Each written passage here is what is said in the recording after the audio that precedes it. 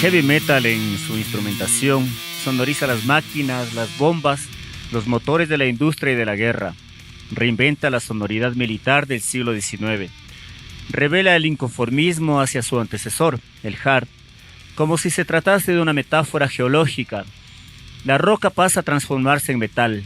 De un mineral rocoso se pasó a un mineral de acero. Es un monstruo musical, demoníaco, que desde sus orígenes tomó distancia de lo divino para depositar las transgresiones y conductas grotescas al momento de distinguirse del oculto. Acompañado de iconografías arcaicas, medievales y de horror, teatraliza el abatimiento entre el hombre y las bestias, el hombre y las armas, en una combinación de magia y fantasía, donde lo bárbaro desafía los límites de lo civilizado.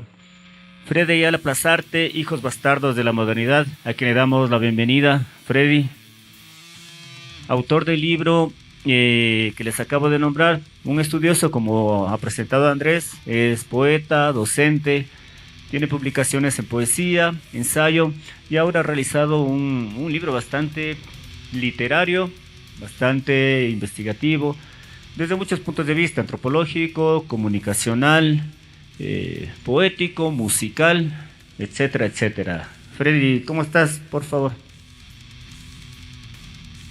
Hola, hola a todos, gracias por estar aquí y gracias Walter, Andrés también estuvo hace unos años, también ha sido estudiante de la Faxo, siempre interesado en la música, y él está aquí también a cargo de la música de Cofradía.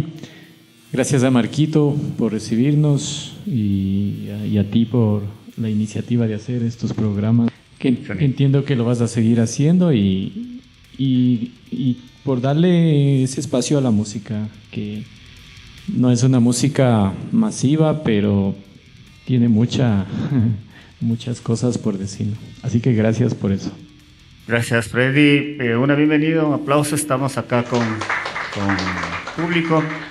Este es el primer programa ya en vivo, en video, de literatura, ginebra y otros delitos acá en Cofradía. Gracias a Marco, a Ivonne y a toda la gente que hace posible esto. Andrés, por supuesto, que se ha dado el lujo de, mejor dicho, nos ha dado el honor de hacer una canción en metal. Freddy, cuéntame por favor cómo te introdujiste tú en la música metal, que como tú dijiste no mueve masas, ¿no es cierto? De hecho, la tenemos acá aún como una música prohibida, incluso con unos otros epítetos como satánica, qué sé yo, muchos términos peyorativos. ¿Cómo fue tu introducción primero en la música, en el metal? Creo que fue a mis 15 años, porque habían programas como en TV, HTV. Había aquí un programa que se llamaba Sintonizando, y ocasionalmente habían radios que ponían algunos hits que decían que era música pesada, pero en ese entonces la música pesada era, no sé si era de Doors, era Metallica, y yo escuché eso, ¿no? Y un día mi hermano trajo unos cassettes de un amigo del colegio que había grabado, y que incluso con el esfero había puesto The Doors, Metallica, Megadeth, y yo escuché, ¿no? Y luego me acuerdo que había una radio y que todavía seguía vigente con el metal, que se llama Radio Planeta, y yo escuchaba en las noches, los sábados había un programa de 7 a 9, y pusieron Scorpions. Y de pronto pusieron ahí Black Sabbath. Y pusieron la canción Black Sabbath. Entonces, cuando yo escuché esa canción, todos esos riffs se quedaron en mi mente, ¿no? Y todos los días yo era repasando eso, porque ahí no tenías en qué grabar. Solo escuché en la radio y se me quedó en la memoria así ese sonido. Y ahí diría que un acercamiento así visual que fue fuerte. Un amigo en el colegio llevó una revista en donde estaba una imagen de Jane Simmons, sacado la lengua con su maquillaje, y estaba otro artista de Dinamarca que se llama King Diamond, y también estaba con esa maquillaje facial, con ese corpse paint. Y claro, era muy impactante, ¿no? Entonces esos fueron mis primeros contactos con la música. Luego fue porque yo decidí que quería escuchar el metal. El metal me parecía irreverente, ¿no? Y entonces creo que ser irreverente con la música era muy interesante en ese entonces. Y ese te estoy hablando que era la época, estaba así como en el colegio. Ok. Justo lo que estábamos conversando, hablando del metal, coincide hoy con la muerte, el fallecimiento muy lamentable de nuestro querido Ozzy. Sí, Ozzy Osbourne. Yo pienso que sí es importante, o bueno, ha coincidido ahora, hacerle unas pequeñas palabras, ¿no? Porque Ozzy Osbourne creo que es el artista más importante de la música popular urbana en cuanto al metal. Venían de una zona industrial de Birmingham. Black Sabbath nació en los años 70 y Birmingham era la ciudad en el siglo XIX era la ciudad de los obreros. Era la ciudad en donde hay un río que atraviesa esta ciudad y ahí se dio toda la revolución industrial, los trenes, las fábricas, los obreros empezaron a trabajar. Y entonces metafóricamente Black Sabbath surge en una ciudad en donde la industria ya tenía una incidencia en el siglo XIX y solo que ellos lo que hacen es heredar esa industrialización y hacerla sonido a través del metal. Introducen el tritono, la nota prohibida del diablo, que era en una época medieval, este famoso riff que es melancólico y que estaba prohibido en el siglo XIII, siglo XIV, siglo XV. Y Black Sabbath transgresoramente adapta, Tony Iommi adapta ese riff y se traduce a la canción Black Sabbath. Y además Black Sabbath empieza a cantar sobre el terror, empieza a cantar sobre la guerra. Tiene la famosa canción que se llama War Pigs, cerdos, guerra a los cerdos. Y prácticamente el metal se convierte como en una batalla sonora frente a las batallas que había vivido el mundo hasta ese entonces, ¿no? La Guerra Fría, la caída del muro de Berlín, después en los años 90.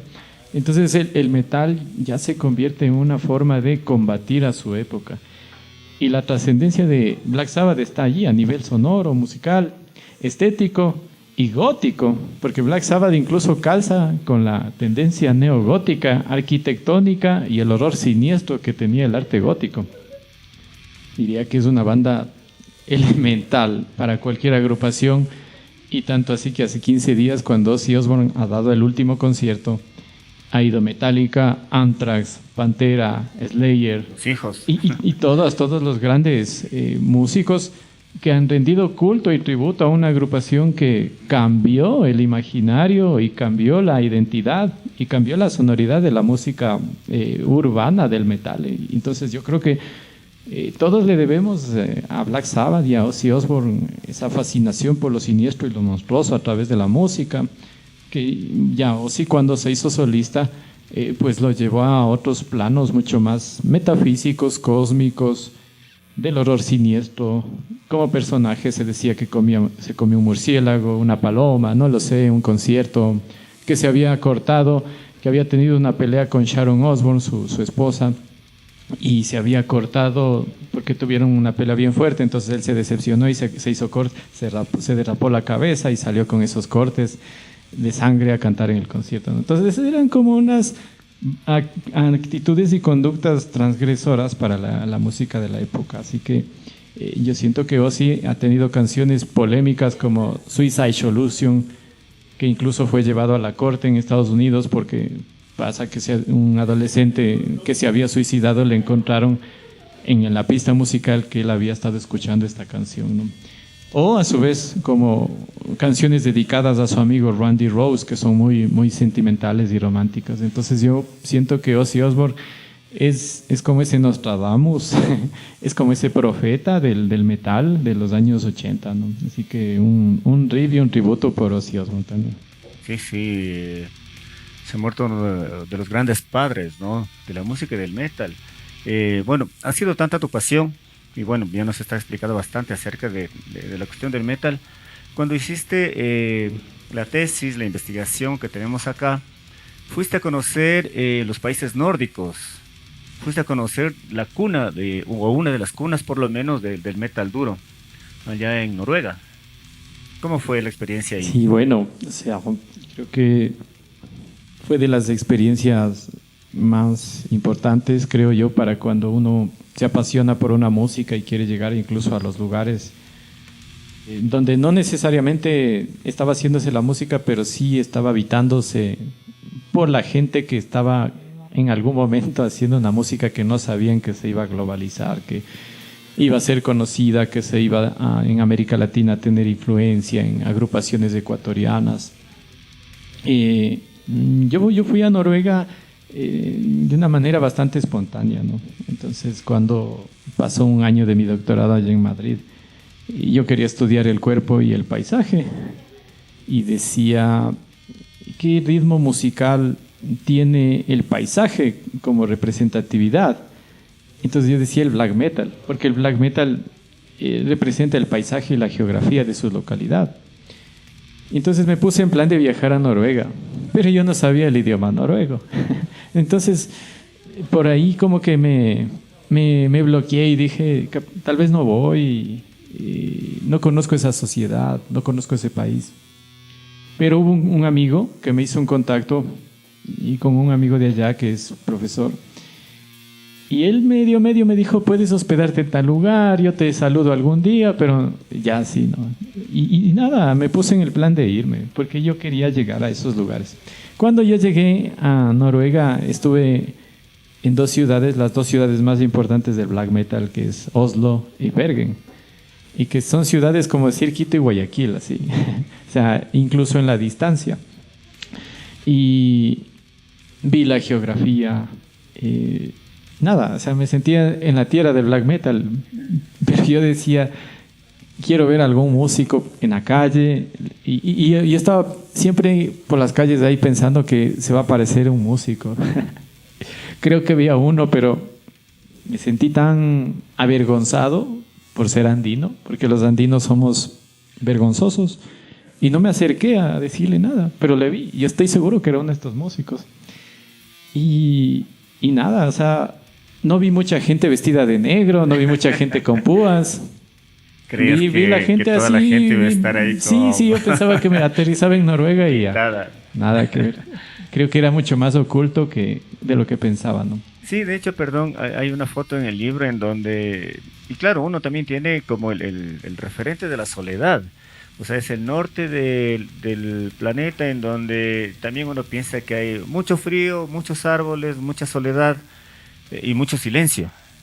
Es así. Y poca luz. Y además poca luz. No, yo creo que ese imaginario no es falso. O sea, Noruega es un país de pocos habitantes y donde, claro, o sea, tu relación más cercana es la naturaleza. Yo diría que estás más cercana a la naturaleza que a las personas en Noruega. Entonces, siento que cuando recorrí bosques, me fui a las tiendas de black metal, me fui a visitar las iglesias que fueron quemadas por estos músicos. Traté de reconstruir esa memoria mediática que se había hecho sobre el black metal y fui a buscar cada uno de esos lugares en los días que estuve y nada, hice fotografías, hice diario y me senté también a pensar ahí en esa historia que yo no conocía, que no me pertenecía, pero que también ya me pertenecía por haber estado allá y porque yo sabía que todo ese recorrido me iba a ayudar a desarrollar las ideas de la tesis. Así que nunca me perdí en Noruega, nunca me sentí inseguro, absolutamente. Creo que siempre quise volver y siempre quisiera volver para allá y sentí como era como estar en Quito, ¿no? En ninguna otra ciudad me sentía tan cercano. Quito, Madrid que era la ciudad donde vivía, y Oslo creo que son las ciudades así como mis barrios. Y nunca me sentí como tan extraño al estar allá. De hecho, bueno, vamos a hablar luego acerca de la similitud que tienen los paisajes de allá con la sierra acá, ¿no? También un poco de frío, también un poco de niebla, también un poco de silencio en las partes altas de acá en la sierra. Pero vamos, lo de Inglaterra, por ejemplo, cuando hiciste la investigación de las bandas nórdicas, ¿tú fuiste por alguna específica en primer lugar? Sí, fueron, creo que hay 4 agrupaciones que eran como las las más polémicas, las que todo fan de black metal conoce, ¿no? Mayhem, Burzum, Emperor, Immortal, Darkthrone. Creo que son las más, Gorgoroth, creo que son las agrupaciones más iconográficas del mundo. Entonces, incluso me pasó una cosa súper curiosa en la cual tuve que mencionarles a estas agrupaciones. En la estación de trenes, cuando yo estaba ya saliendo hacia la ciudad, me abordaron dos agentes, no sé, policías, se podría decir, pero eran agentes que no tenían el traje de policías porque allá no se ven las calles policías como acá, sino que ellos están vestidos así de civiles y ni se parecen, ¿no? O sea, tú no te imaginas que él es un agente. Y entonces él me ha empezado a interrogar y me ha dicho, es que como te ven distinto, porque claro, evidentemente sí. Claro, te ven distinto, o sea, tú no puedes esconderte allá, ni tampoco mimetizarte, o sea, es imposible. Entonces me ha abordado un agente y me ha dicho, en inglés, me empezaron a hablar, en una esquina dos agentes me cerraron el paso y me dijeron, a ver, queremos hacerte interrogaciones. Les digo, ¿cuáles? Wow. What? Y me dice, ¿cómo te llamas? ¿Qué haces aquí? ¿Por qué viniste a Noruega? ¿Cuáles son tus intereses acá? ¿Dónde vives? ¿Qué estudias? ¿En dónde trabajas? Todo. O sea, me empezaron a preguntar todo, incluso hasta cuándo me quedaba ahí, qué nomás iba a hacer esos días, dónde estaba hospedado, todo. Y para certificar si es que yo les estaba diciendo la verdad, me tomaron uno de mis dedos y me escanearon en el teléfono. Entonces yo vi que en ese teléfono de ellos empezaron a salir miles de informaciones mías. Sí. Y yo creo que eran hoteles en algún lugar de otras ciudades donde yo haya estado. O sea, les salió mucha información. Entonces ellos me quedaron viendo y me dijeron, ok. ¿Y qué bandas de Noruega vas a investigar? Ah, mira. Y les he dicho, Mayhem, Burzum, y ellos han dicho, ok. Go, sigue nomás. Ya, entonces ellos sabían quiénes eran Mayhem y quiénes eran... Y se enteraron quién eras tú también. Y claro, pero se quedaron sorprendidos de que yo haya venido desde Ecuador, luego hacia España y luego hacia allá para estudiar. O sea, ellos se quedaron sorprendidos por eso. Claro, bien. Justamente vamos con eso, porque la cuestión de la corporalidad ahora es muy interesante, además el título. Pensar que, por ejemplo, los nórdicos, que uno pretende que son, de hecho, debe ser una de las cunas de la modernidad, ¿no es cierto?, de esta racionalidad, de esta pretendida civilización. Tú pones ahí al principio, por ejemplo, que finalmente el metal duro, no es necesariamente moderno, sino más bien contraría un poco a la cuestión moderna, civilizatoria de Europa. Y en los años 90 pasó una cosa bien extraña, ¿no? Se dice que McDonald's estaba globalizándose y también llegó a Noruega. Y entonces en una de estas ciudades que surgió una de estas agrupaciones, se estaba poniendo un local de McDonald's, ¿no? Entonces uno de estos músicos, como era niño y ya rechazaba al capitalismo, rechazaba a Occidente, fue y lanzó piedras a ese local de McDonald's, ¿no? Y claro, entonces yo quería entender por qué había ese rechazo al capitalismo con el cristianismo. O sea, porque allá el black metal no es un rechazo al gobierno, el black metal no es un rechazo a las políticas dominantes como sucede acá, sino que el black metal rechaza el capitalismo, rechaza el proyecto civilizatorio. O sea, la civilización noruega es una civilización romántica, nacionalista, pagana, que es muy diferente al capitalismo industrial que nos ha impuesto en los países anglosajones, que viene del Asia, desde esa multiplicación del trabajo y de la fuerza de trabajo. Entonces yo siento que el romanticismo de ellos es concordante con su historia cultural. ¿A qué me refiero? A que, por ejemplo, ellos tienen mucha referencia cultural del paganismo medievalista y del romanticismo del siglo XIX. Y eso son los valores culturales que promueven los gobiernos de allá y que celebran anualmente y que celebran a través de sus tradiciones y que se celebra cotidianamente. no tiene nada que ver con el capitalismo. Entonces el black metal surge como una atmósfera de retomar el arte decimonónico, el arte ocultista, Doré, Kittelsen, y aparecen sus escritores Asbjørnsen, y ellos empiezan a resignificar su cultura, porque la reminiscencia es la mitología nórdica como trasfondo, digamos, cosmogónico, pero también como un soporte, digamos, estético, es el romanticismo, con una postura política y cultural de irreverencia, y que digamos que el siglo XIX fue el siglo de las reivindicaciones nacionalistas, especialmente en los países nórdicos, ¿no? Entonces hay un espíritu romántico arraigado hacia sus paisajes y sus tradiciones ancestrales. Entonces el black metal justamente corporiza eso, ¿no? Qué bien. Ahora lo otro, porque también en el libro mencionas que algunos grupos de metal, no sé, tienen un discurso muy nacionalista, pero también se juntan un poco con el discurso nazi. Sí, o sea, sabes, hay una cosa bien curiosa, porque nuestra ultraderecha acá, o derecha, es progresista, es neoliberalista. La ultraderecha de allá es pagana.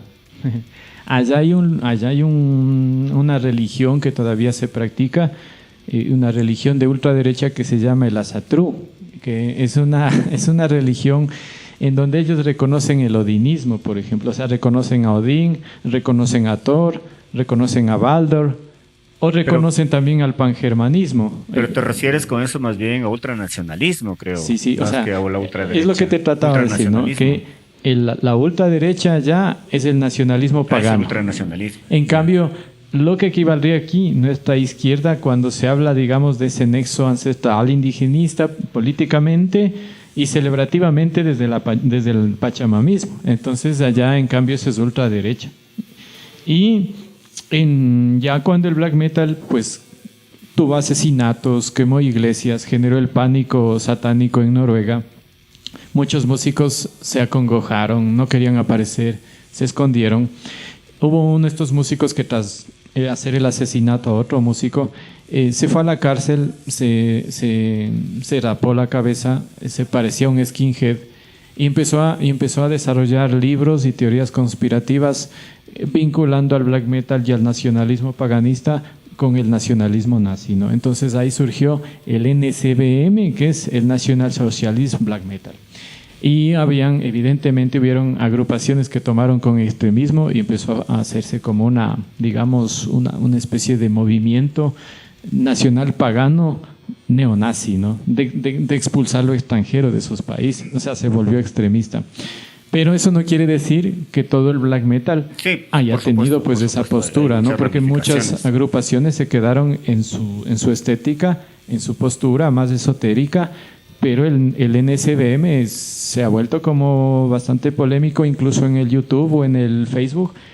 No se puede poner el nombre de estas agrupaciones y el mismo YouTube se ha encargado de censurar y de que no se promuevan eso, ¿no? Bien, gracias, Freddy. Lo otro, ya nos estamos adentrando con esto del paganismo. Hay también la investigación acerca de esta cuestión romántica que has dicho también, de lo fantástico, de las fábulas que corren en el norte de Europa, para crear canciones, ¿no es cierto?, acerca de estas mitologías, donde por supuesto está la presencia del demonio.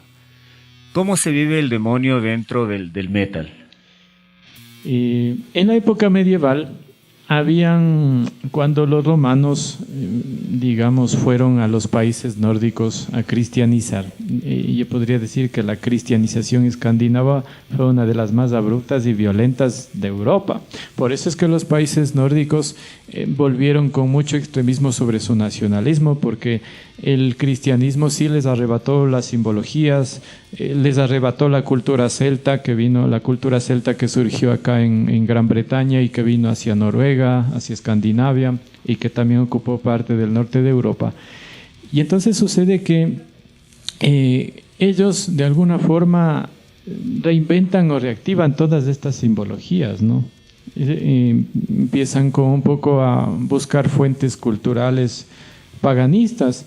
Y aquí habría que entender dos cosas, ¿no? La una, que el paganismo se le asocia al satanismo, pero que el paganismo en realidad tiene que ver con la mitología nórdica, ¿no?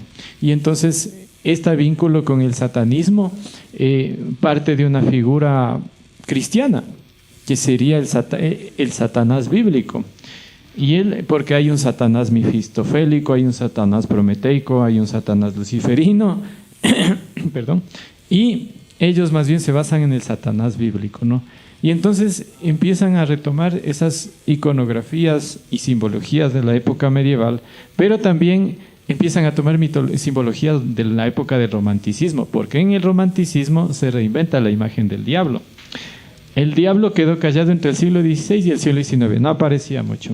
Hasta el siglo XV había toda una simbología establecida y aparecen como figura, digamos, de reivindicación de las pasiones, de lo prohibido del ser humano con los románticos. Y en el siglo XX la imagen de Satanás ya cobra otras figuraciones. Y entonces uno de estos representantes del satanismo moderno es Aleister Crowley, el mago más perverso de la historia, del cual incluso Led Zeppelin hizo canciones. Sí, Ozzy Osbourne tiene la famosa canción Mr. Crowley, dedicada a este mago perverso. Y el otro momento sería del satanismo en los años 70 con Anton Sandor Lavey, cuando escribió la Biblia satánica y fundó la Iglesia Satánica en Estados Unidos. Entonces habían digamos, un relato histórico que institucionalizó símbolos profanos. Entonces lo que hizo el black metal en su, digamos, antimodernidad transgresora frente al cristianismo y al capitalismo era reinventar estas simbologías que habían sido consideradas prohibidas para la historia o que pasaron a pertenecer al conocimiento prohibido de la historia. Entonces ahí es cuando empieza el black metal a retomar todas estas simbologías y surge el paganismo como modelo representativo de su música y de su cuerpo y de sus portadas musicales, y digamos que es casi toda una estética, ¿no?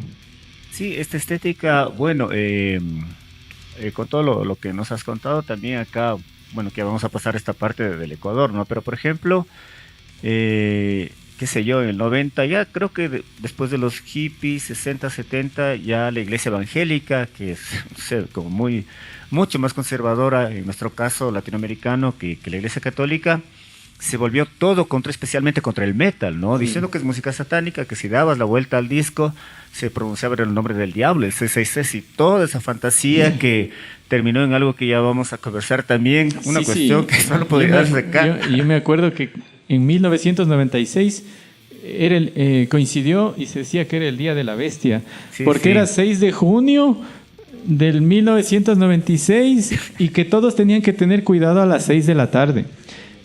Se hizo aquí en Ecuador una campaña mediática, incluso salió en los noticieros y la gente quiso ir a bautizar a sus hijos en la iglesia. Yo me acuerdo de ese día. Y es porque vivimos en la magia. Y es porque los medios de comunicación lograron demonizar ese día. O sea, entonces la demonización seguía vigente. O sea, en Ecuador no es nada extraño que incluso mañana haya algún sacrificio y digan, pues esto es por Satanás. Entonces nosotros vivimos de esa mitología popular, nuestra cultura es esotérica, ¿no? Y entonces esto pasó incluso en Noruega, o sea, pasaba porque justamente el metal fue satanizado. Ahora, a mí me parece interesante que yo leía algunos estudios y localicé un estudio de un especialista noruego, Simen Minengar, y lo traduje ese artículo paralelo que él decía, y él decía el satanismo en Noruega. Entonces él decía que ser satanista es como ser cristiano, que un cristiano equivale a ser un satanista. No puedes hablar el uno sin el otro, ni el otro puede existir sin el otro, ¿no? Y que los satanistas son marginales, ¿no? Y que el satanismo sirve para articular lo marginal, y además que en el siglo XX la figura del diablo forma parte de la cultura popular. Es decir, el satanismo ha sobrevivido gracias a la cultura popular. Y digamos que una cosa sería esa figura mitológica, pero la otra sería la práctica filosófica del satanismo moderno, ¿no? Sí, estaba pensando ahorita que dices eso, que no sé, el catolicismo quemó a mujeres ahí en la hoguera. Los satánicos solamente queman iglesias, lo cual es mucho mejor, yo creo. Ahora ya nos trasladamos un poco acá a Latinoamérica. Y claro, tú naciste en La Tacunga. Iba a decir una aldea, pero acá no es aldea. Acá es un barrio No, de no La soy un Tacunga. hobbit, oye. Aldea es en el norte de Fuera un Europa. hobbit. Eh, y lo que te he preguntado, porque uno tiene como la imagen del rock, ¿no? Especialmente del rock pop, digamos, ¿no? Un poco de Beatles, Rolling Stones, el mismo Elvis. Los ves como músicos que son de show, ¿no? Que hacen unas músicas, en algunos casos bastante interesantes, pero que finalmente esa música atrapó, qué sé yo, en el 70 y quizás en el 80 un poco a la clase media, o sea, el niño rico escuchaba el rock, pues el que medio sabía inglés, o para hacerse el niño rico, ¿no es cierto? Pero en cambio con el metal sucede lo contrario. El metal se escucha en San Roque, los barrios periféricos. Y también, ahora que tú me cuentas lo de allá, de tu tierra, tú viste alguna contraposición, ¿no es cierto? Te pregunto, entre lo andino, ¿no? Uno como heredero de toda esta cuestión andina, y andino mestiza y todo, frente a esto muy extraño que viene de un mundo totalmente diferente, que sin embargo ha calado bien acá. ¿Cómo crees que pasó eso? Bueno, dos cosas antes de saltar a mi tierra, ¿no? Cuando el Imperio Romano cristianizó Noruega y Escandinavia en general, habían se contaba que a los bebés recién nacidos, cuando morían, pues los recién nacidos se les consideraba que eran maldecidos, que estaban maldecidos por el demonio. Y se les enterraba con la cabeza en dirección hacia los países nórdicos. Desde esa época se había construido una idea de maleficio digamos, sobre estos países, ¿no? Ahora, en este aspecto de lo que tú me decías, ¿no? Que los niños ricos escuchaban un tipo de música y en realidad que el metal sí surgió gracias a los obreros. En Inglaterra, en los años 70, había un famoso grupo rebelde que se llamaba Los Ángeles del Infierno, ¿no? No Los Ángeles del Infierno de España que van a venir acá, sino que previamente habían Los Ángeles del Infierno que eran unos chicos que no querían ir al cuartel militar, que no querían hacer la milicia y que se querían rebelar a la sociedad porque ellos estaban tan cansados de que Inglaterra les reprima, porque después de la Segunda Guerra Mundial hubo mucha política normativa y de represión. Entonces ellos estaban tan saturados, tan abombados de su sociedad, que decidieron por vestirse y agruparse rebeldemente. Y surgieron los Ángeles del Infierno porque se ponían ropa de cuero y andaban en motos que después en Estados Unidos las llamaron Harley Davidson, pero que ellos andaban en otros motos. Esto surgió en Inglaterra. Mira. ¿Cuál es la agrupación de heavy metal que empezó a reinventar esta tradición? Judas Priest. Por eso es que Judas Priest siempre utiliza ropa de cuero y sale con motocicletas. Y es en tributo a los ángeles del infierno, o a estos ángeles negros que eran muchachos rebeldes. Las primeras agrupaciones de heavy metal cantaban en bares y los primeros músicos de heavy metal eran obreros blancos. No eran blancos aniñados, acomodados, eran obreros blancos. Así surgió el heavy metal. El heavy metal surgió de los blancos obreros. Sí, de hecho, el nombre como heavy metal pesado, ahora con la claridad que me ha dado por lo menos a mí, está envuelto en la industria. Y cuando uno creía que era la música industrial, uno no tenía mucha idea de qué es de los obreros, pues. Pero ahora está bien especificado. Y bueno, y ahí viene la pregunta que me hiciste, ¿no? O sea, sobre... Claro que yo tuve problemas con mi familia. Yo me rompía los pantalones cuando mi madre se iba a trabajar y cuando ella regresaba ya me cambiaba de ropa. No quedaba más. O sea, mis camisetas las rayaba con corrector porque no tenía plata para comprarme camisetas de metal. Entonces las hacía con el corrector, ponía imperdibles, rompía mis chaquetas, siempre rompía las mangas de las camisetas, me ponía unas licras y le rompía los pantalones. Y a cuando yo sabía que iba a llegar mi madre del trabajo, pues yo me cambiaba de ropa, ¿no? Nunca estuvieron de acuerdo en que escuche el metal, jamás. Siempre pensaron que era una música demoníaca, una música de la desviación. Ahora han asistido a eventos de metal, mi familia. Mira, no sé si le damos un aplauso por todas estas aclaraciones. Bueno, estamos aquí.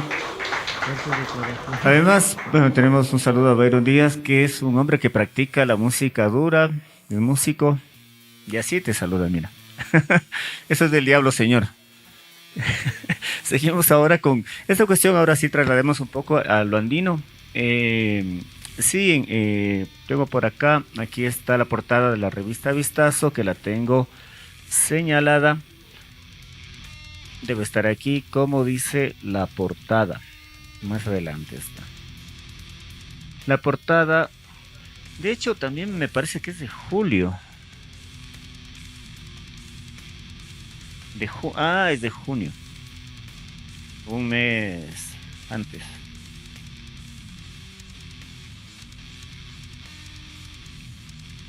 Se lo encuentra. Como había dicho Freddy, ¿no? El 6 de junio, ¿no? De 1966, cuando en Ecuador iban a hacer el diablo. Además también en el diario Extra pusieron ahí en titulares grandísimos, me acuerdo: hoy nace el demonio. Este es para que lo vean, la portada de la revista Vistazo, bueno, que ya sabemos de quién es, a quién pertenece. Dice así: Vistazo, en el nombre del diablo, los conciertos de rock y los grupos satánicos que amenazan a nuestros jóvenes. Dios santo. Portada de la revista Vistazo, 5 de julio del 2001. ¿Qué nos dice, maestro, sobre eso? ¿Cómo asumiste tú en ese tiempo? O sea, yo le entrevisté a un músico y me dio un criterio sobre esa portada. Alguien que lo vivió de cerca en ese entonces. Me comentó que Vistazo tenía mucha incidencia en la opinión pública, ¿no? O sea, Vistazo sería como ahora un Teleamazonas, así ya. Y tenía mucha incidencia, que la gente tenía credibilidad por lo que decía Vistazo. Había ya dentro de la revista un reportaje en donde entrevistaron a un psicólogo educativo, pero todo con un enfoque moralista, ¿no? Y que decía que si los jóvenes escuchan esas canciones, que se van a cortar las venas, que se van a suicidar. Es decir, todo lo negativo que le dieron a la música. Entonces, yo diría que este tipo de cosas generaron a la larga que haya un estigma sobre el metal, sobre el rock, sobre verte vestido de negro. Y yo no sé si era ya en este tiempo que un día quise salir a la calle así más rebelde, ¿no? Entonces a un amigo me acuerdo que él sabía confeccionar parches de cuero con clavos. Entonces tenía unos parches que tenían unos clavos gigantes, ¿no? Wow. Entonces yo le pedí, y había un carpintero que vivía al lado de este lugar en donde yo vivía en ese tiempo, y le pedí que me ayude a hacer una cruz invertida de madera, ¿no? Entonces yo me puse ese día la cruz y me puse estas manetas, manetas saliste con esos clavos gigantes.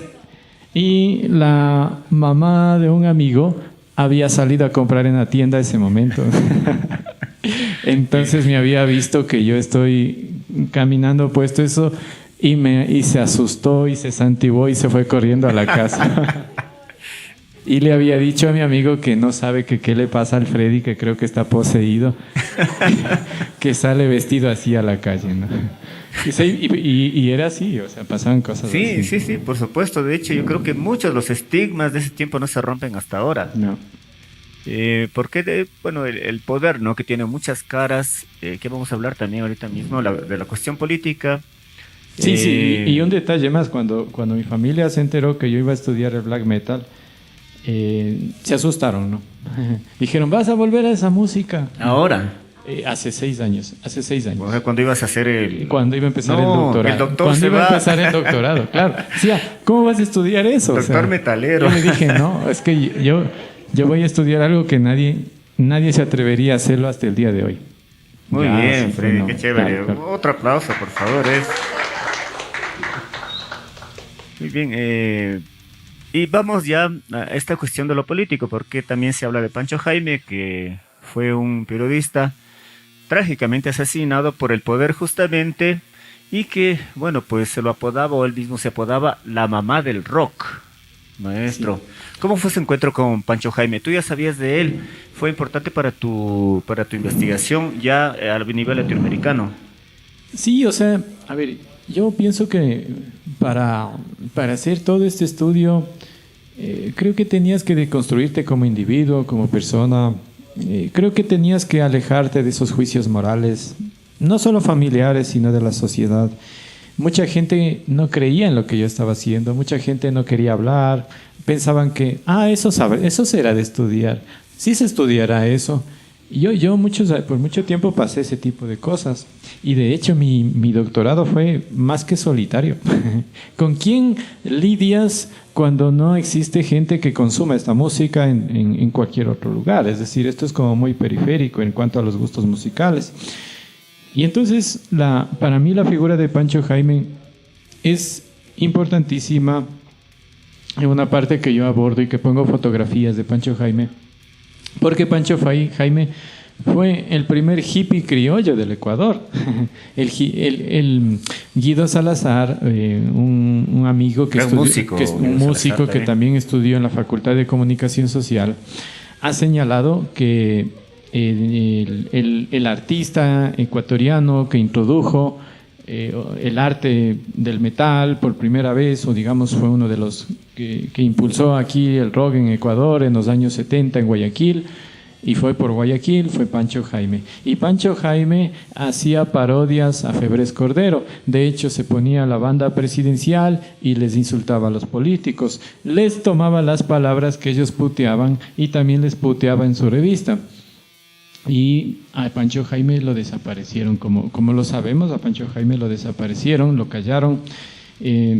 Supuestamente su muerte fue una desaparición por allí, pero todos saben que Febres Cordero fue el que acabó con Pancho Jaime y le quiso callar porque Pancho Jaime estaba desestabilizando su política local desde la ciudad de Guayaquil. Y pese a eso, Pancho Jaime gestó una escena muy interesante en Guayaquil, porque gestó discos, gestó conciertos, y la música entró de esa manera acá, ¿no? Porque la gente no tenía muchas posibilidades para comprarse discos. Entonces él sería uno de esos personajes que viajó a Estados Unidos y trajo toda esa tendencia del hipismo criollo que se llama acá. Luego esta tendencia la continuó Jaime Guevara. Yo diría que él sería el que sigue después de Pancho Jaime. Jaimito Guevara, que ojalá esté bien de salud, ¿no? Tiene algunos problemas por ahí. Un saludo a Jaime, que de seguro le va a llegar el video también. Y ahora vamos a la cuestión latinoamericana. Como conversábamos, parece que el tipo de música dura llega a las periferias de toda Latinoamérica, no solamente de acá. Perú, México, Argentina, que se dio en todas las partes. Has hecho muchos estudios tú. ¿Qué bandas crees que, bueno, la de Brasil creo que la mencionas mucho, es uno de los referentes? Sí, bueno, el metal extremo aquí también llega con mucha fuerza, creo que coincide y converge con los problemas sociales y políticos que se estaban viviendo en aquel entonces. Ya la canción Cayowas de Sepultura es una actitud, es una denuncia a las muertes de los indígenas. El metal empieza aquí a tomar una postura política, social, ideológica. No tiene otro camino, es la forma en la que se expresa. Las primeras agrupaciones no cantan, no necesariamente todas las agrupaciones de metal extremo en América Latina cantan sobre el gobierno, sino que cantan sobre el horror, cantan sobre lo demoníaco, porque se alinean a los patrones musicales del metal globalizado. Pero esa es la forma de ser irreverente socialmente, es decir, claro, la reacción emocional es una respuesta también social. No necesariamente la respuesta tiene que ser social frente a lo social, sino la respuesta puede ser política, transfigurada, claro, o sea, puede ser una respuesta transfigurada. Entonces, las primeras agrupaciones se oponen a ese tipo de políticas, y en Colombia, yo voy a mencionar ahora la de Colombia. En Colombia es, digamos, una de las escenas musicales más interesantes, ¿no? Porque aquí surgió una famosa agrupación dentro del underground, digo famosa, dentro del underground, que se llama Parabellum o Parabellum, que hacen un disco en donde hay una virgen que está ahí como en un infierno, y que el título se ha denominado Sacrilegio. Resulta que a Parabellum le invitaron a un festival musical en Medellín, en Colombia, y ahí estuvo Kraken, esta agrupación de heavy metal que es más conocida, y estuvieron otras agrupaciones. Entonces era como una batalla, ¿no? ¿Quién va a tocar? ¿Quién va a tocar? Va a tocar. Y Parabellum fue e hizo un ruido, hizo ruidos. O sea, la música de Parabellum era ultra metal, hicieron ruidos. Y surge el ultra metal, y empiezan a reconocer a Parabellum. Incluso las bandas noruegas han reconocido a Parabellum como una de sus influencias. Y esto surge porque yo un día me pregunté y dije, ¿por qué Parabellum haría una portada musical en donde está una virgen con un infierno? Y he llegado a descubrir que Parabellum estaba haciendo una representación profana de la Virgen del Carmen, que es la virgen más famosa de Medellín. Y entonces empecé a investigar sobre el sistema religioso colombiano, y sucede que la religión católica hasta fines del siglo XIX era el cuarto poder en Colombia, es decir, era un gobierno más. Mira. Y recién en los años 70, con la teología de la liberación, con esta iglesia de los pobres, de la filosofía que se introduce, empieza a emanciparse y a reconocerse lo laico, ¿no? Es decir, ya hay libertad de creencia. Pero en Colombia todavía la religión tenía mucha incidencia. Y yo siento que todas estas agrupaciones justamente hacen como un espejo reactivo, un espejo rebelde frente a ese catolicismo dominante. Yo creo que esa es una de las bases por las cuales surge la escena musical con mucha fuerza en Colombia, ¿no? Muy necesario, además. Bueno, siempre me permites una digresión por ahí. Claro, yo creo que la gente puede creer en lo que quiera, ¿no? Pero finalmente hay que reconocer que la religión como institución tiene un fondo político, interés económico muy fuerte, y lo tiene también acá, ¿no? No quisiera saber de alguien que haga, no sé, alguna profanación a la imagen de la Virgen del Quinche. Dios santo, le colgarían de todo lo que tiene, de todos los cueros, digamos, de donde se puede colgar a alguien. Yo te diría algo más sobre este tema de la religión. Para mí mismo fue complejo porque toda mi familia, mis abuelos, a pesar de yo haber nacido en los Andes, eran muy católicos, y, sí, claro. Me llevaban desde pequeño a las danzas, a las fiestas populares de mi pueblo, y habían imágenes sagradas con imágenes indígenas. Entonces yo crecí en esa contradicción, ¿no? Yo me acuerdo que una vez mi madre me llevó a la iglesia cuando era niño, y vimos un Cristo que estaba así con un traje gigante sentado, tenía mucha sangre en el rostro y tenía unas sandalias ahí que le estaban saliendo por los atuendos. Qué fuerte, mira. Y me dice, bésale en los pies. Y yo sentía como algo extraño, ¿no? Y me dice, los ángeles, mira esos ángeles, mira los cabellos de esos ángeles. Entonces un día mi madre ha hecho una sopa de cabello de ángel. Y entonces yo pensaba que eran los cabellos de los ángeles que estaban en la iglesia, ¿no? Entonces creo que tenía mucha fuerza la religión tenía mucha fuerza sobre sí, nosotros. De hecho tiene, ¿no? Porque cada uno de nosotros, claro, mi familia también es muy creyente. Entonces, hacer en la investigación lo que tú cuentas, ¿no es cierto? Estar en un contexto bastante religioso, ¿no? Como nuestro país, además, la sociedad ecuatoriana, frente a la investigación del metal. Lo andino, en cambio, justo ahora que nombraste las fiestas, ¿cómo se plasma, converge lo nórdico, ¿no es cierto?, lo extremo, con lo andino, netamente andino? Bueno, una de las tesis que yo le di más énfasis en mi libro es el cuerpo, ¿no? El tema del cuerpo, corporalidad, geocorporalidad le llamo en mi tesis, ¿no? Es la relación geografía y cuerpo. Porque el cuerpo en la modernidad tiene relevancia en la sociedad occidental. Y porque, como ha dicho David Le Breton, el cuerpo está borrado en la modernidad. O sea, nosotros hemos borrado al cuerpo, dice él. Y lo borramos a través de los rituales cotidianos. Cuando tú te subes al metro te dicen cuidado, cuidado con el acoso, la gente no quiere verse, la gente se evita, si alguien te roza te dice disculpa. Entonces hay como una idea de no topar el cuerpo, ¿no? Pero curiosamente en las tecnologías el cuerpo se exhibe. Entonces es como súper contradictorio, ¿no? Que en el espacio físico el cuerpo pierde importancia, pero que en la imagen el cuerpo tiene importancia. Por lo tanto, Le Breton dice que nosotros hemos borrado el cuerpo. Y el cuerpo además estaba descuidado en la reflexión de la filosofía. Recién el cuerpo aparece como una entidad ontológica y fenomenológica que se empieza a estudiar en el siglo XX. El que intentó hablar sobre el cuerpo a través de la locura es Foucault. Pero ya en la sociedad moderna el cuerpo se vuelve disciplinamiento. Cuando tú ves el video de Pink Floyd y todos los niños están caminando para convertirse en salchichas, pues lo que Pink Floyd está criticando es el disciplinamiento industrial del cuerpo. Es decir, te disciplinan para que te sientes de tal manera, te disciplinan para que te vistas de tal manera. Entonces el cuerpo sufre un disciplinamiento en la sociedad industrial y moderna y mucho más en la capitalista. Entonces lo que hace el metal es irse en contra de ese cuerpo disciplinado. Es decir, cuestiona los cuerpos dóciles, ¿no? El cuerpo, porque ese cuerpo se ha vuelto dócil.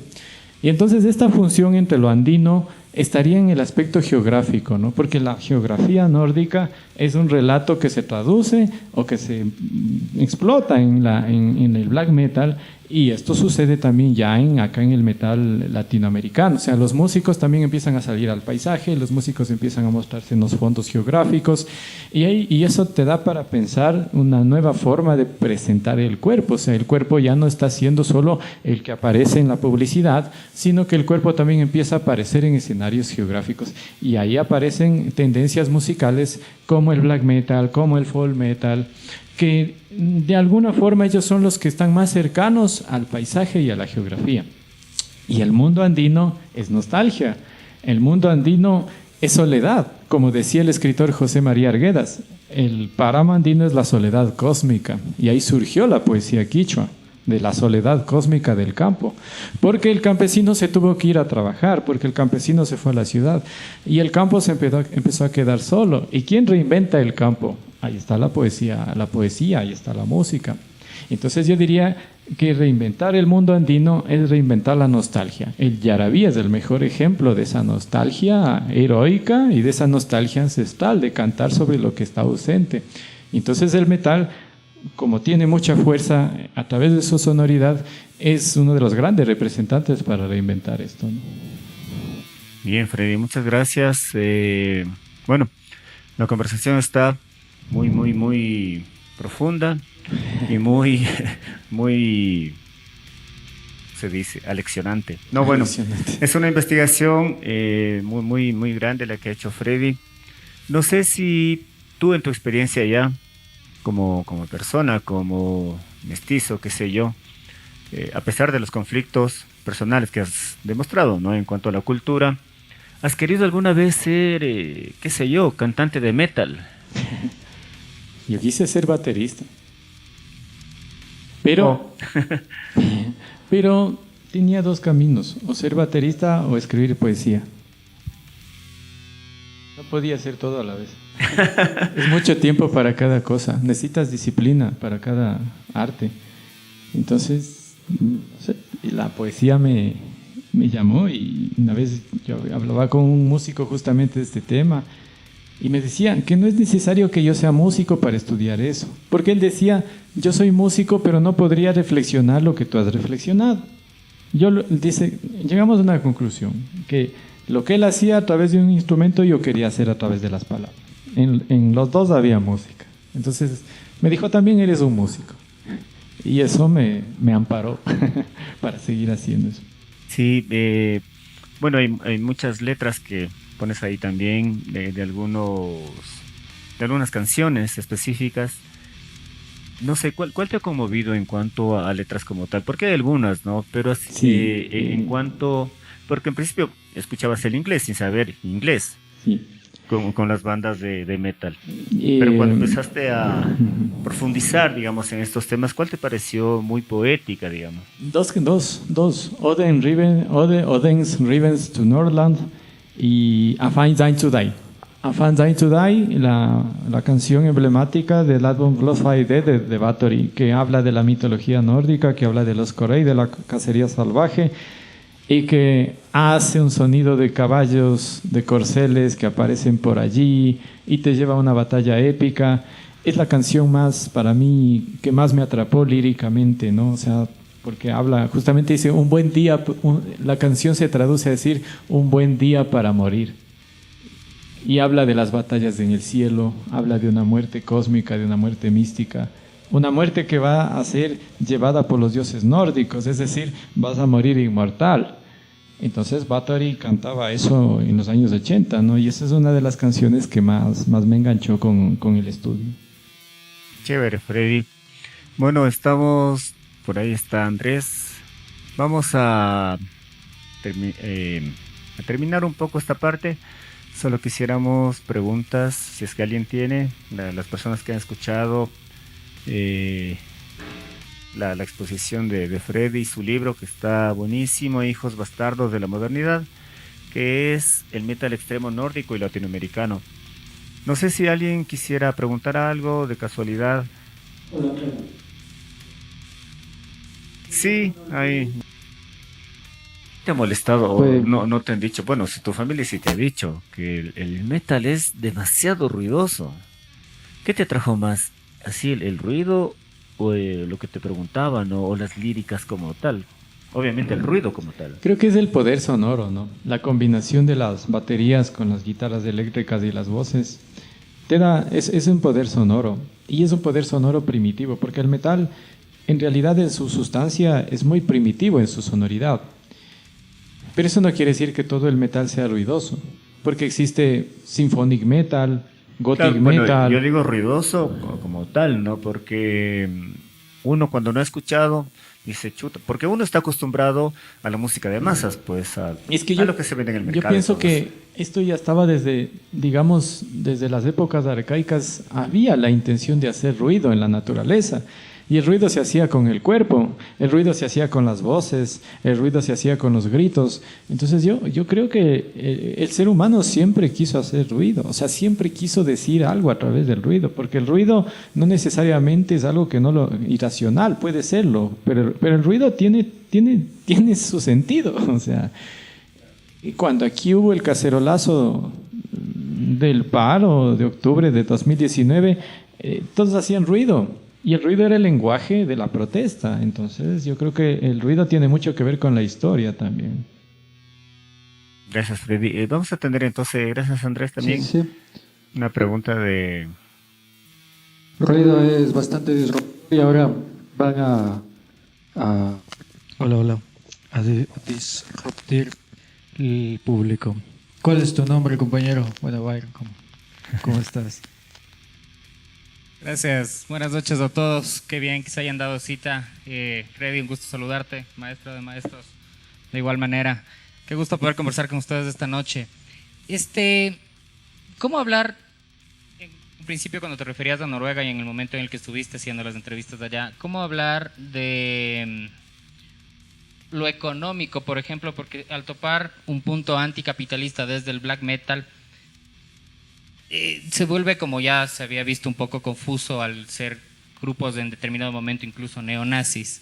Pero ¿cómo se pudo haber articulado este tema económico? Ya que muchas veces la crítica capitalista no es tan presente, por ejemplo, en el black metal justamente. Bueno, cuando estuve en Noruega, empecé a fijarme mucho en su ruralidad, ¿no? En su vida rural.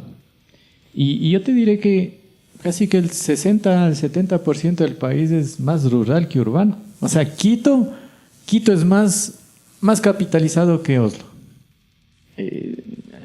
Mirándolo así como infraestructura. Aquí hay más centros comerciales que en Oslo. Aquí hay más pretensiones comercialistas que en Oslo. aquí hay más casas de carros por todo lado que en Oslo. Entonces, yo diría que en realidad estamos más capitalizados en cuanto a esa idea de consumo que en la misma Noruega. Muchos de estos músicos, cuando ellos querían hacer sus agrupaciones, eran pobres. O sea, para nosotros tal vez tenían dinero porque vivían allá, porque no vivían en unos callejones, no tenían que coger los buses como suele sucedernos. Es decir, no tenían esas condiciones que nosotros como latinoamericanos o ecuatorianos las hemos vivido cuando hemos sido jóvenes, desde el colegio hasta la universidad. Andar solo con el pasaje y cosas así, ¿no? Entonces ellos tal vez no tenían esas problemáticas, pero para el sistema de vida noruego ellos sí eran como escasos de recursos económicos, ¿no? Es decir, casi incluso a muchos de ellos sus padres les financiaron. Sus padres, o sea, sus padres sabían que ellos estaban haciendo música extrema, pero también les financiaron. Eso te da a entender que había otro tipo, la mentalidad nórdica es muy diferente a la mentalidad de nosotros. O sea, una mentalidad mucho más abierta, mucho más evolucionada en cuanto a la aceptación de ciertas cosas que no les resultan a ellos transgresoras, sino que les parecía parte de su cultura y de su identidad. Lo que acá, en cambio, se convirtió en algo polémico. Entonces yo diría que si bien es cierto el black metal no cuestiona, digamos, la política local, pero sí utiliza algunas claves simbólicas para cuestionar los modelos de vida civilizatoria. El paganismo, el satanismo es una forma de ir en contra de lo civilizatorio de Occidente. Lo anticristiano, la búsqueda mitológica es una perspectiva romántica de ir en contra, digamos, de las creencias superpuestas por las instituciones dominantes. Entonces yo creo que hay como una especie de cuestionamiento sonoro y cuestionamiento iconográfico sobre la búsqueda de una monstruosidad y a veces una búsqueda ultraterrenal de una condición humana, de una condición existencial, no solo de su tiempo, sino que también dialoga con la historia de estas regiones. Bueno, ¿alguna pregunta más tal vez por ahí? Hola, hola. Buenas noches con todos. Un gusto aquí haber asistido a este conversatorio, ¿no? Muy interesante, Freddy, tu estudio. Espero algún momento ya poder leerme tu tesis, doctorado, ¿no? Porque es muy interesante. Se hablaba justamente de la ideología del capitalismo, esto en Noruega, cómo afecta y todo lo demás, ¿no? Y claro, algo que me dejó bastante con intriga es esto de ¿cuál tú crees que es el factor para que, como se habló del odinismo, ¿no? Si no me equivoco, que allá se configura como una ideología política de extrema derecha, como tú lo has dicho, ¿no? Como tú has recopilado en tu investigación. ¿Cuál crees que es este factor que nos hace falta a nosotros como identidad, como lo andino que somos nosotros ecuatorianos, ¿no? Que se supone que deberíamos promocionar más a los dioses, yo que sé, Inti Raymi, hacerlo de la manera correcta, de hacerlo de la manera que no sea un folclore como se lo ha pintado, como justamente hablábamos en clases también con Jimbo, esto de no hacer polémico las cosas, de decir, si vamos a hacer esto, no lo hagamos por un fin mediático o por un fin de dinero. O sea, ¿cuál es este factor que, no sé si me hago entender, que en Noruega, allá en la sociedad, que dicen, ¿sabes qué? Yo no quiero y quiero mejor dar a conocer esto? O sea, como se ha contado también la historia del niño en contra del McDonald's, en ir a arrojar piedras. ¿Tú cuál crees que es ese pensar de la otra gente? También se mencionó bien que bloqueos para desde el capitalismo. No sé si me hice entender o... Sí. Eso, me quedó la duda porque a nosotros es como que nos falta ese empujón, ¿no? Para decir, ir en contra de lo hegemónico. O sea, ya lo tenemos todo, ya tenemos ideas, tenemos grandes pensadores, tenemos poesía, tenemos arte, pero no estamos haciendo nada con eso. O sea, ¿cuál es el factor el que nos... Gracias, Christopher. Creo que hay algo que estaba pensando de lo que decías, que es la vergüenza colonial, ¿no? Nosotros arrastramos en nuestro imaginario una vergüenza colonial. Y esa vergüenza colonial nos impide reconocernos y pensar que sí podemos ser mejores que otros. Arguedas, el famoso escritor peruano en los años 30, decía: en técnica nos superarán, decía él ya de la colonialidad, decía del europeo, pero en mentalidad estamos obligados a que aprendan de nosotros, decía él. Porque el quichua, por la oralidad, por la sonoridad, digamos, por toda esta importancia que nosotros le damos al lenguaje desde la oralidad y que se traduce incluso a la música, a la cultura, no la explotamos totalmente. Y esa vergüenza colonial nos impide pensar que podemos unificarnos. Nosotros nos unificamos el momento de que hay deporte. Nos unificamos a partir de un espectáculo, pero no nos unificamos por algo que no sea un espectáculo. Hay que tener en cuenta también que Ecuador es un país tan pequeño, pero que es tan dividido geográficamente, tan diverso geográficamente, pero tan dividido idiosincráticamente. Esto incluso lo han tratado escritores en la literatura ecuatoriana, como Adún, como Miguel Donoso Pareja, han hablado de la esquizofrenia identitaria, de ese país imaginario que no somos el centro de ningún mundo, porque no somos capaces de ser ni centro de nosotros mismos. Entonces, yo diría que estos estereotipos regionalistas, esta vergüenza colonial, siempre van a ser como esa piedra que no podemos superar, ¿no? Porque los noruegos no tienen que pensar en eso. Los noruegos están plenamente unificados y autentificados y reconocidos en su sistema cultural. En cambio, nosotros estamos como muy, muy divididos, y por eso es que la vía de escape a la explicación a esto es el mestizaje. El mestizaje puede ser nuestra virtud, pero también a veces puede ser nuestra, digamos, como nuestra trastabilla y en esta historia. Pero esa es la historia de nuestra identidad. Nuestra identidad se ha fundamentado en lo contradictorio, no en lo coherente. Que en cambio en Noruega hablamos de una coherencia histórica que se traduce a la música, y que ellos no tienen ningún problema en que el black metal esté ya dentro de un museo y que el gobierno esté reconociendo o esté apoyando a agrupaciones, o que incluso haya pedido a los diputados de su congreso que tienen que aprender y recibir clases de black metal, porque cuando ellos viajan a otros países hay gente que les pregunta sobre Noruega por el black metal. Eso no va a pasar acá. Entonces, sí, estamos muy lejos de eso, ¿no? Bueno, creo que Tenemos tal vez más preguntas en el público. Levanten la mano, por favor. No, ya levanta yo. Por allá. Gracias. Bueno, voy atravesando la sala. Toda la gente que muy tenga más difícil hablar preguntas. de la identidad. Aló. Bueno, estuvo muy buena tu explicación. Me gustaría saber, bueno, como también sé que escribes poesía, ¿cómo crees que ha influenciado el black metal en tu poesía y también en la parte académica?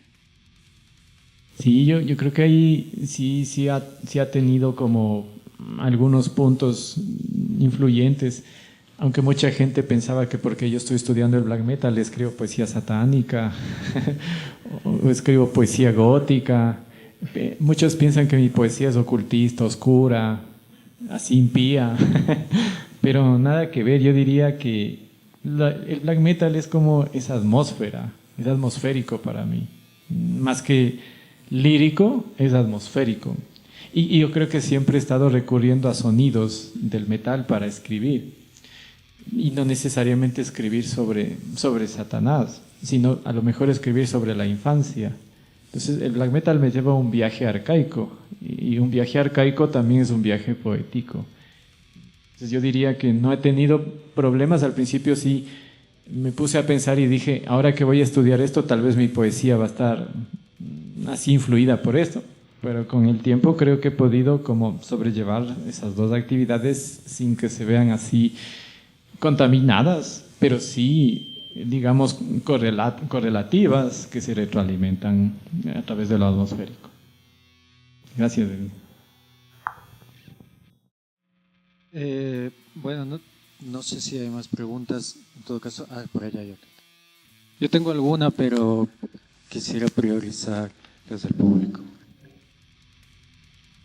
Bueno, un gusto estar presente y Más que todo preguntarle cómo fue dar ese paso de romper lo colonial y dar, cómo fue su experiencia al mencionar usted que tuvo mucha represión en su familia al saber que usted va a estudiar esto, y al nivel educativo también siento que ha de haber tenido mucha crítica. ¿Cómo fue este paso para estudiar? Sí, gracias, Ariel. Creo que fue un tiempo bastante complejo y difícil, porque a la par yo tuve, cuando tenía 17 años, tuve un accidente, y ese accidente tenía que ver, o sea, lo vincularon con el metal. Y yo tuve que dejar la música en ese momento. Me alejé de la música. Entonces, claro, cuando yo he vuelto al metal, todos se sorprendieron. Entonces yo les decía que yo quiero volver al metal, pero no digamos como ese muchacho que iba por cualquier lugar o que podía a veces ser dócil, ¿no? Dócil ante los grupos, sino que yo quería tener mi propia personalidad para estudiar la música. Quería entender la simbología, quería entender cómo se había dado todo eso que llegó acá. ¿Por qué a un joven indígena le gustó el black metal? ¿Por qué a un joven obrero que tenía que trabajar duro se ponía una camiseta de Darkthrone? Quería entender eso, ¿no? Pero suponía también tener que lidiar con el sistema social y cultural en el que me desenvolvía. O sea, cuando mucha gente también en el medio de la literatura, que es donde también me he desenvuelto, le comentaba que iba a hacer una tesis de black metal, decían, ¿y por qué no haces un doctorado en literatura? O sea, es como que deberías seguir esa coherencia artística. Entonces parece que a la música, en muchos escenarios que me preguntaron o que yo respondía, le estaban le estaban, digamos, subordinando, ¿no? Entonces yo creo que eso me daba más fuerza para querer hacer sobre eso. O sea, pensé que de hecho era más necesario. Quizá con el tiempo hablé mejor con mi familia, entendieron mi enfoque profesional y también que bastante humanista en el sentido de hacer un trabajo como estos. Entonces con el tiempo lo fueron entendiendo, fueron dimensionando, y cuando ya esto se ha ido haciendo más público, ha ido habiendo más gente que no solo de Ecuador, sino de otros países que se han interesado por mi trabajo, han empezado a ver que no, el metal no necesariamente puede ser eso que en el principio me cuestionaban, ¿no? Sino que yo les he podido demostrar a mi familia y a la gente que tal vez me rodeaba en ese tiempo que yo pude más bien hacer algo diferente a lo que ellos pensaban a través de la música. Y esa ha sido una de mis grandes satisfacciones, es decir, cambiar esa mirada y ese estereotipo de las personas a través de lo que he hecho desde mis propias ideas, sin que alguien me venga y me diga, porque a mí nadie me vino y me dijo, oye, quiero que estudies el metal y hagas una tesis doctoral sobre el metal. Todo surgió de mi propia motivación interna para explicar mis orígenes geográficos de los Andes y también para, digamos, cambiar esa mirada que siempre ha estado estereotipando. Imagínate, y partió incluso en mi misma familia. Entonces ahora mi familia, cuando yo he hecho la presentación de este libro en la Casa de la Cultura, han estado allí. Cuando fue la agrupación Grimorium Verum, hace un año en la Casa de la Cultura, cuando hice la exposición visual y sonora, ellos llegaron así con cadenas, pusieron a un Baphomet, llevaron a un diablo, una escultura de un diablo, pusieron allí cuando hicieron el concierto, llevaron velas. Y mi madre estaba allí. Y el vocalista, Álvaro Equidnos, hizo un yarabí. Y mi madre casi se puso a llorar. Entonces ya está, ¿no? Eso es.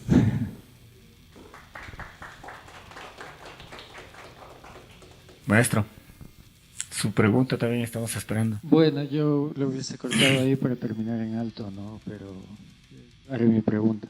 No, la primera, tengo 3 preguntas. La primera es, a riesgo de ser pesado, la primera es, ¿dónde se puede encontrar ahorita mismo hijos bastardos de la modernidad acerca del metal extremo nórdico y latinoamericano? La segunda tiene que ver con la pregunta del compañero, que yo justamente estaba pensando en eso también, y que tiene que ver con la corporalidad. Si tiene algo que ver la cuestión racial, ¿no? Justamente, o sea, el hecho de que, claro, en Europa del Norte, lo extranjero no es, digamos, como aquí se puede conceptualizar, no sé, un venezolano, un colombiano en su momento, un cubano, sino que lo extranjero históricamente es, de hecho, el europeo céntrico o europeo del sur, ¿no? Italianos, alemanes, que más bien racialmente no son tan blancos, o sea, directamente es una cuestión racial. Y claro, desde ahí se instala una idea de lo extranjero que tiene que ver, de hecho, con algo extranjero que tiene que ver con la religión, con la cultura, con algo que destruye los valores locales, pero que no afecta a lo racial.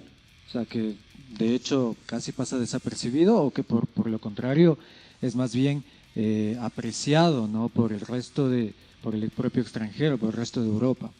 Y luego en Latinoamérica pasa este otro proceso que es el de que el mestizaje nos lleva a perder nuestra esencia, nuestra fuerza racial incluso, ¿no? Se sabe que previo a la colonización el fenotipo del indígena americano era de hecho más grande, más fuerte, o sea, y los procesos económicos y sociales también afectaron bastante a esta cuestión. Entonces me llevaba a la reflexión por ahí, ¿no? Porque el tema del estudio también es la corporalidad y saber si es que desde ahí se instalan, o tal vez en la cuestión latina un hecho un poco más victimista, porque de hecho si al ser víctimas de genocidio es inevitable, ¿no? Que la cultura se instale sobre algo más victimista.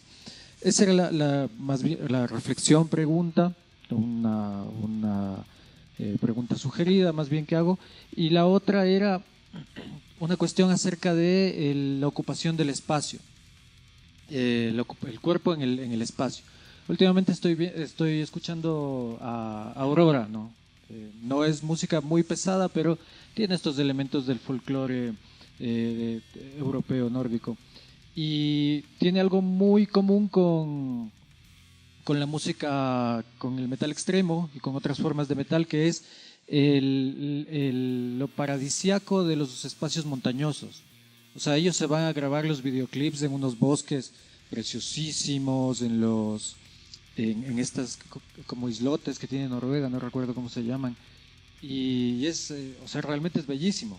Pero en cambio en el mundo indígena, yo también desde mi experiencia campesina, ir al bosque es cuidado, ir al páramo, irse solo a la montaña es cuidado, incluso para el indígena, o sea, para el habitante de ahí.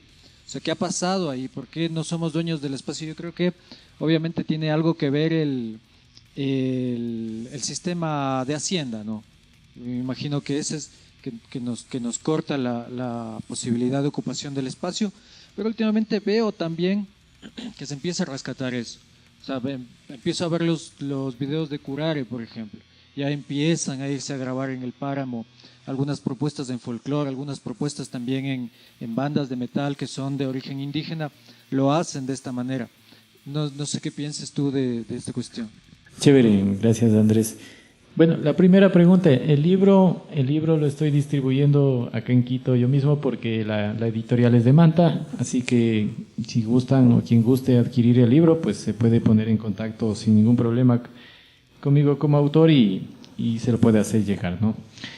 La segunda cuestión sobre el cuerpo, yo diría hay tres cosas, ¿no? La una, que se empieza un poco a reinventar la estética del metal también acá, se empieza, no sé si la palabra adecuada sea imitar, un poco empieza a haber ese diálogo, ¿no? Ese diálogo de retrotraer esa estética mundana y reinventarla acá.